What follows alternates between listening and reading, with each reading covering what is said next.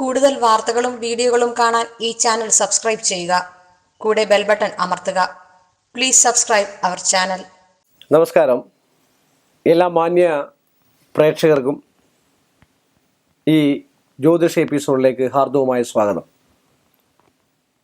ഒന്ന് രണ്ട് പേരെന്നെ വിളിച്ചിട്ട് ചോദിച്ചാണ്, സാർ അത് എന്താണെന്ന് ചോദിച്ചു കഴിഞ്ഞാൽ ഏതോ മാസികകളിലൊക്കെ ഇങ്ങനെ കണ്ടു, മറുകുകൾ, പ്രശസ്തരായിട്ടുള്ള ആൾക്കാർക്ക് മറുകുകളുണ്ട്. ആ മറുകൾക്കുള്ള ഫലം എന്താണ്, ആ മറുകളുടെ ഫലങ്ങൾ എന്താണ്? അതുപോലെ പിങ്കള വർണ്ണത്തോടു കൂടി പറയുക, സ്ത്രീകൾക്ക് ഇടതു ഭാഗത്തെ മറുക ഏറ്റവും ഉത്തമമാണെന്ന്. ഓരോ ഭാഗങ്ങളിൽ വരുന്ന മറുകൾ വെച്ചാൽ ഉച്ചി മുതൽ ഉള്ളങ്കാൽ വരെ ഏതൊക്കെ ഭാഗങ്ങളിലാണ് വരുന്നതെന്ന് വെച്ചാൽ ആ ഭാഗങ്ങൾ അനുസരിച്ചാണ് ഫലങ്ങൾ ഉണ്ടാകുക. ലക്ഷണശാസ്ത്രത്തിലും ഒക്കെ അങ്ങനെയാണ് പറയപ്പെടുക. പുരുഷന്മാർക്ക് വലതുഭാഗം വലതാണ്. അതുകൊണ്ടാണ് കൈനോട്ടക്കാരും ഒക്കെ നമ്മൾ പുരുഷൻ്റെ വലത് കൈയും സ്ത്രീയുടെ ഇടത് കൈയും ഇടതു ഭാഗത്താണ് സ്ത്രീക്ക് ബലാവസ്ഥ കൂടുതലെന്നും വലതു ഭാഗത്താണ് പുരുഷന്മാർക്ക് ബലാവസ്ഥ കൂടുതലെന്നും പറയപ്പെടുന്നത്. സ്ത്രീണാം ശുഭമിടത്ത് പല കാര്യങ്ങൾക്ക് സ്ത്രീകളുടെ ഇടത്തെ ശ്വാസം, ദേവപ്രശ്നത്തിനൊക്കെ പോയി ഇടത്തൂടെ ശ്വാസം പോയി കഴിഞ്ഞാൽ സ്ത്രീ സംബന്ധമായിട്ടുള്ള വിഷയമാണെങ്കിൽ സ്ത്രീകൾക്ക് ശുഭമാണെന്നും, വലത്തൂടെ ശ്വാസം പോയി അങ്ങനെയൊക്കെയുള്ള കാര്യങ്ങളുണ്ട്. അതൊക്കെ ദേവപ്രശ്നത്തിൻ്റെ കാര്യങ്ങളാണ്. അപ്പോൾ അങ്ങനെയൊക്കെയുള്ളപ്പോൾ മറുകുകൾ പിങ്കല വർണ്ണത്തോടു കൂടിയ മറുകളാണെങ്കിൽ അത് വലുതാവുമ്പോഴും ചെറുതാവുമ്പോഴും ഒക്കെ അതിന് പ്രത്യേക ഫലങ്ങളുണ്ടെന്നാണ് പറയുന്നത്.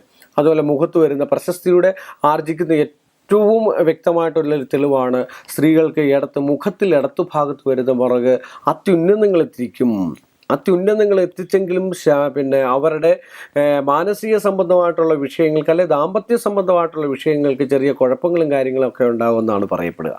അതുപോലെയാണ് പുരുഷന്മാർക്ക് വലതുഭാഗത്തുള്ള മറുകൾ. വലതുഭാഗത്ത് അവർക്ക് ധനവും ഐശ്വര്യ സമ്പൽ സമൃദ്ധി എല്ലാം ഉണ്ടാകും, ഒരുപാടുണ്ടാകും. പക്ഷെ അവരുടെ കുടുംബജീവിതത്തിൽ അസ്വസ്ഥത ഉണ്ടാകും. അപ്പോൾ മറ്റു മറുകളിലൂടെ നമ്മൾ നോക്കണം. മറ്റു മറുകളിലൂടെ എവിടെയൊക്കെ ഉണ്ടെന്ന് നോക്കിയതിന് ശേഷം മാത്രം നമ്മൾ ചിന്തിക്കേണ്ടതായിട്ടുള്ള കാര്യങ്ങളാണ്.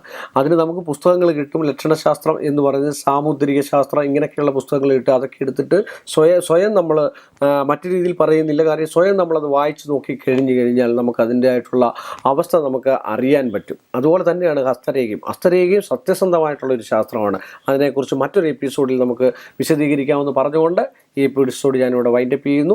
വീണ്ടും നല്ലൊരു വിഷയവുമായിട്ട് നിങ്ങളെ കാണുന്നതുവരെ ഏവർക്കും എൻ്റെ നിശ്ചയവുമായ നന്ദിയും നമസ്കാരവും.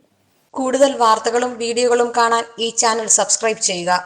കൂടെ ബെൽ ബട്ടൺ അമർത്തുക. Please subscribe our channel.